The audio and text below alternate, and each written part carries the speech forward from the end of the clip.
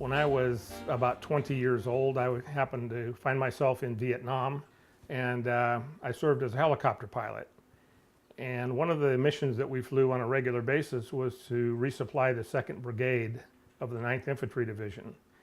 And the 2nd Brigade was the mobile riverine force, and they were up and down the Mekong River and all its tributaries fighting the Viet Cong.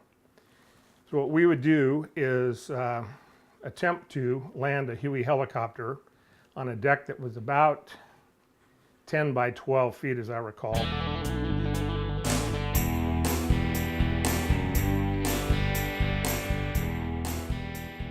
We would unload ammunition and smoke grenades and sea rations for the riverine force. This one particular day, it was kind of stormy and rainy, and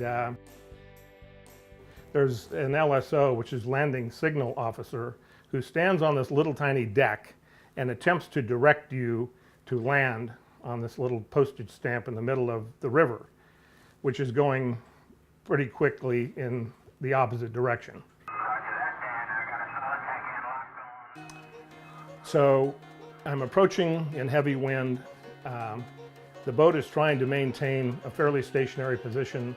It's just kind of this hairy approach, and the LSO gets out of my peripheral vision. I feel the deck hit the bottom of the skids. I bottom the collective. I look over at my co-pilot with this look of relief, we didn't fall into the river. And his eyes were like huge, looking past me. So I look over, and here's the LSO hanging on my open window. And he's going, and of course I couldn't hear him with the noise of the aircraft, but he was saying I was on his foot. And in fact, the skid of the helicopter was resting on his foot.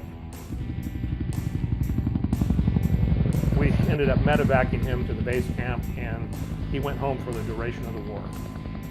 It was one of those $1 million injuries.